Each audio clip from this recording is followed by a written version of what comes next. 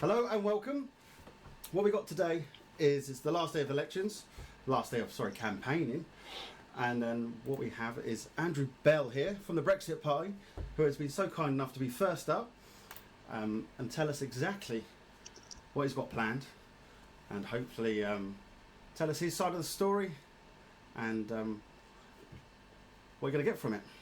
Okay, Andrew, welcome to FBL Broadcasting. Hi, good to speak to you. Good to speak to you too. So it's an interesting seat we've got here because it hasn't been up because all parties obviously just don't go up for election, do they? While the leader, is it the leader of the Commons, John Bercow? He was sat, so nobody goes for the seat, do they?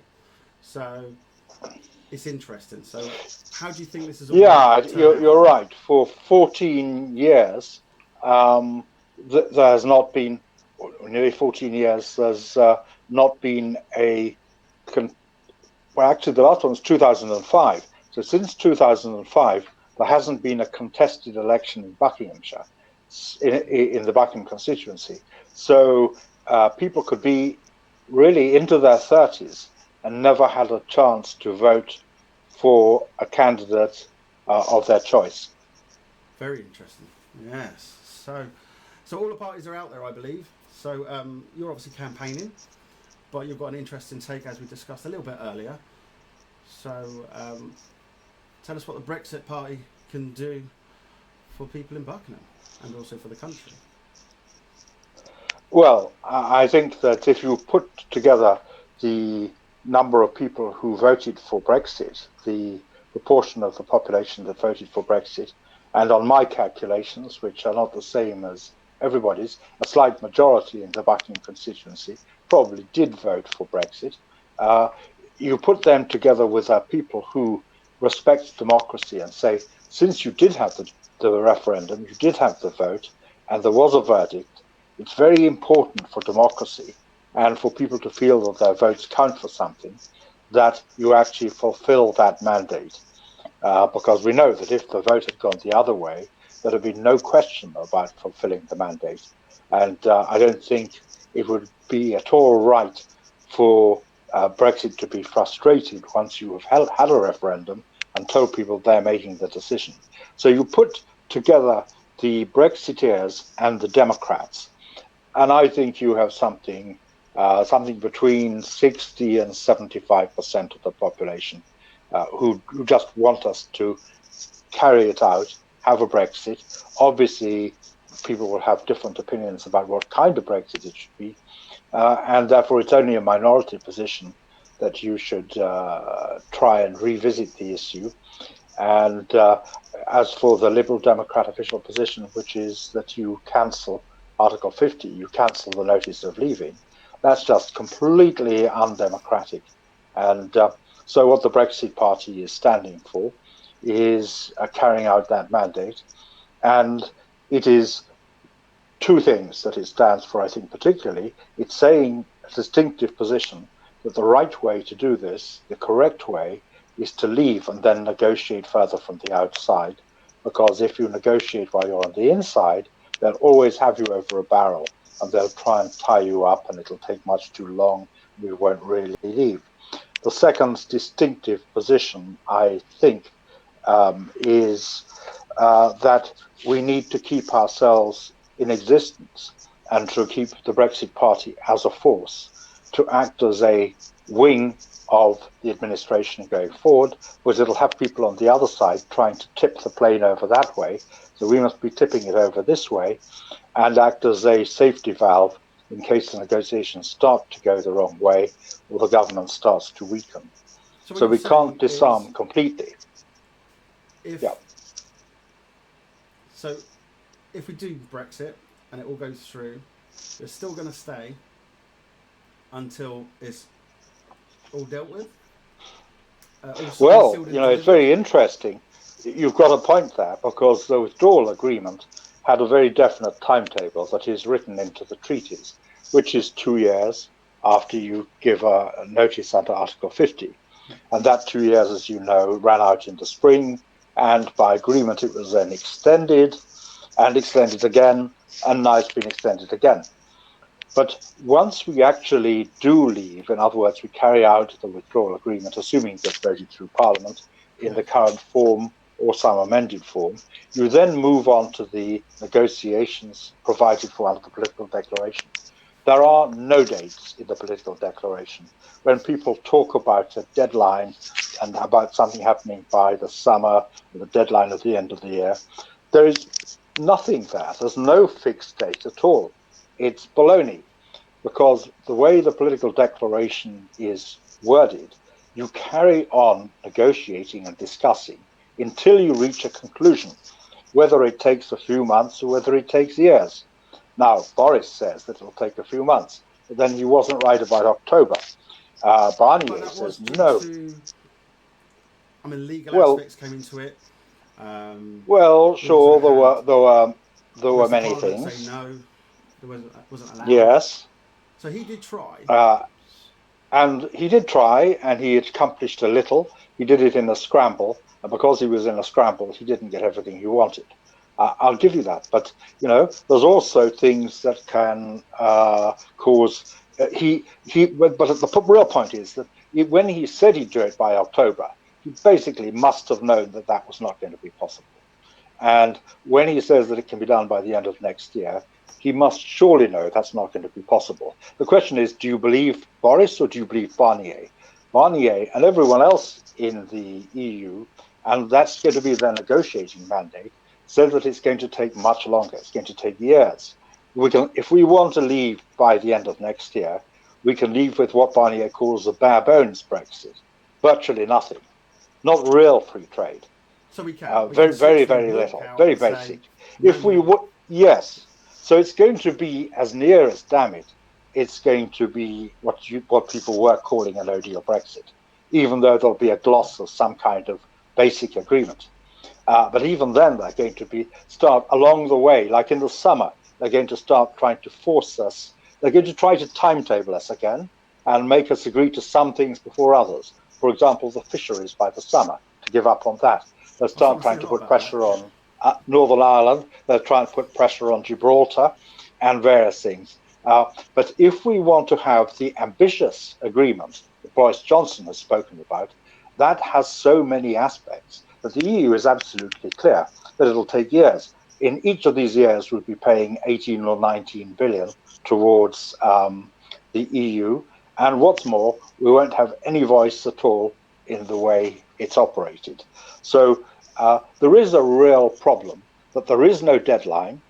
Therefore, if we walk away, we are potentially in breach of the obligation contained at the end of the withdrawal agreement to negotiate in good faith the terms of the political declaration. And whether that then becomes justiciable under the European Court of Justice, which is possible, or under the Geneva Convention of the Law of Treaties, where I think as a law-abiding nation we'd be bound to refer it to the International Court of Justice, we can end up in a mess. In other words, Boris has not given this attention. He hasn't thought it through. The finer points, the detail, are as alien to him as the question of whether we need to have checks between the mainland GB and Northern Ireland, where he's obviously completely at sea because he hasn't mastered it. It's quite a lot to master, though, isn't there? To be honest. Well, if I can do it, why can't he? Totally leave Europe. Obviously, no ties or with ties, irrelevant. And obviously, we're talking about the hard border in Ireland, and and how that works, or whether there will be one. So it's typical. Sorry, I am at home. Somebody's just ringing the doorbell. They'll have to wait. So, so it's an interesting aspect. I mean, there is things I've seen and heard and read, which is regarding signing. We take all the rules from Europe and then change them later. Well, but you enter into a treaty that's binding, and we are a law-abiding nation. So I think that if we do enter into a treaty, we must make sure it's correct and that it's something that we are comfortable binding ourselves to. Because remember, in the EU, we always had Article 50 as a get-out clause. In the treaties we are now talking about, the withdrawal agreement, and any treaty that follows the negotiations on the political declaration, there won't be get-out clauses in the same way. They will be binding on us. Okay. All right then. So moving away from Brexit, if you get in, what are you going to do for Buckingham? Well, very clearly, any MP who gets elected then forms a part of the national debate. And most of the issues that come up in Parliament are national issues. And one would assume that on most of them, they affect Buckingham in the same way as they affect other parts of the world. So one can't actually, in the sense of doing things, unless one is made a minister, one can't do. What one can do is vote. So whereas here we've got an election where people are voting here, when you send MPs to Westminster, they're going there to vote. They don't have much power of action. And of course, they can have constituency surgeries where they can find out the problems of local people, which will, if they're not something that local councillors should be dealing with, they may be something where the MP can make representations and achieve something in London because that's where the decisions are made. So there's always that aspect. There are also one or two. Yeah, there are also one or two. But of course, you work with the local councillors, whoever they are, whichever party they are. There are also one or two issues that affect the constituency particularly. For example, people living in West London, like Zach Goldsmith in Richmond, very clearly it's the issue of Heathrow expansion that he has been willing to stand against his party, even to the extent of resigning and forcing a by-election when they would not stop the third runway. The equivalent for Buckingham is HS2. HS2 is a thoroughly bad project. It's one of these giant projects that takes on a life of its own as it recruits people, staffs up. It's like a ball that rolls on and nobody knows how to. Absolutely said that it is going to cancel it just like that and save the 100 billion is the Brexit Party. And I think it is important that all the candidates for Buckingham have said that they're against it. The question is how much impact they can have on their own parties and how much they can resist the whips. That, of course, is not a problem for me. There's another local issue which is important, which is the expressway, which is, I just don't see that the economic case for it has been made at all. The case for improved links east-west along the railway has been made. The case for the expressway has not been made. And I think that's something also that as a local MP one would be able to oppose. Okay. So with all the election going on and all the candidates out there, are you out there doing anything, speaking to people door to door, or you just left it to the social media side and another regular? Yeah, I have. I have done some talking to individual electors, and I've also done the social media side. The important thing, of course, to remember in the Buckingham constituency is that the Conservative candidate is actually somebody who campaigned for Leave and who I think is sound on issues like the common trade area. He would not be in favour of that. So he is, in general terms, a believer in the right kind of Brexit, a proper Brexit, one which leaves us free to make agreements around the world, trade around the world, and therefore sees all the benefits that can come to us through being free of all the Brussels regulations, and they're negotiating on our behalf always rather than negotiating for ourselves. So he's not a bad candidate there. And as a candidate in Buckingham, therefore, one has to consider that the Liberal Green Alliance consists of people who are totally against the Brexit Party and against Brexit. I'm not going to take votes from them. The rest of the constituency are predominantly conservative leaning, and therefore, if I take too many votes beyond the core Brexit supporters, who are people who would not vote Conservative and who really want to have the chance to show their opinions by voting for a Brexit candidate, if I take too many of those votes, I'll be taking them predominantly from the Conservative, and therefore weakening him in the face of the Liberal Democrat.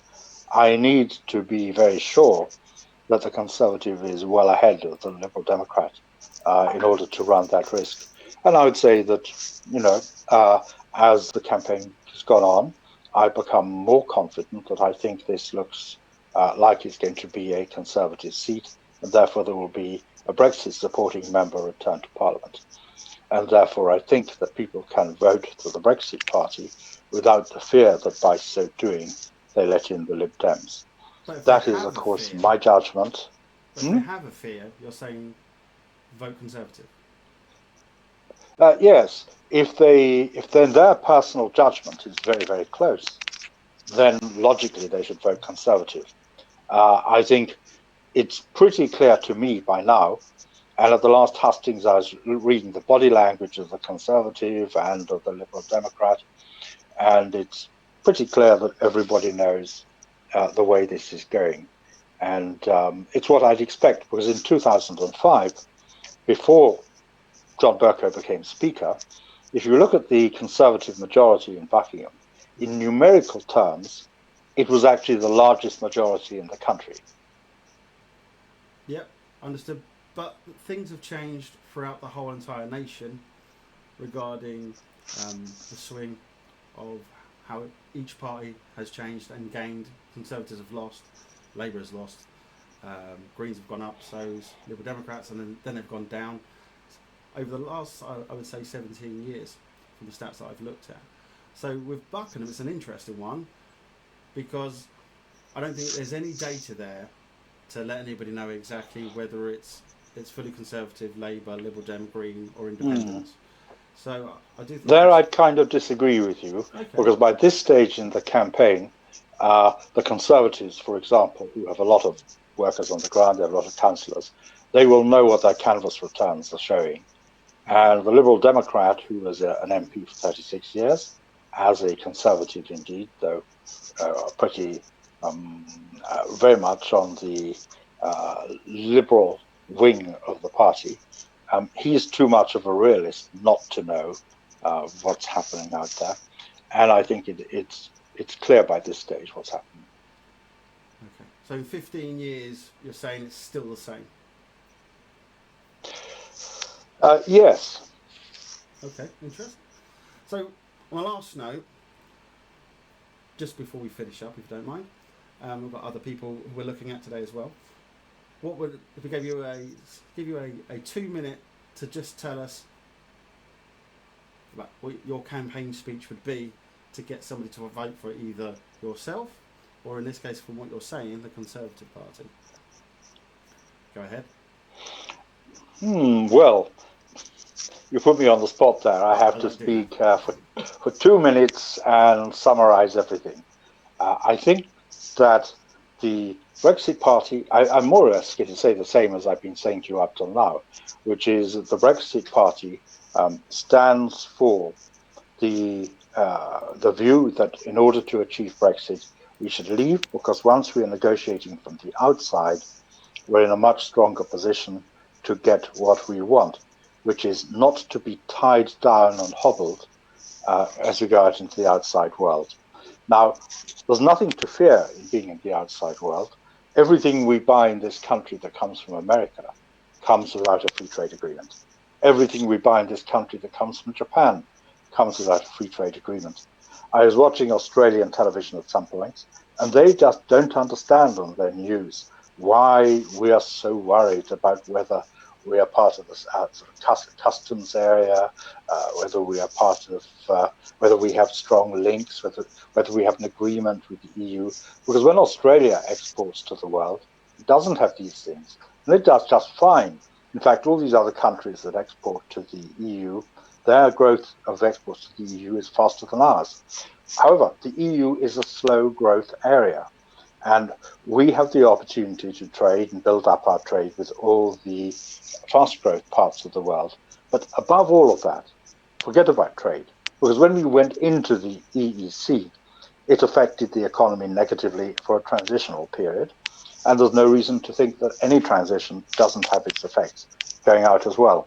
The reason we want to Brexit is because we want to be a self-governing nation.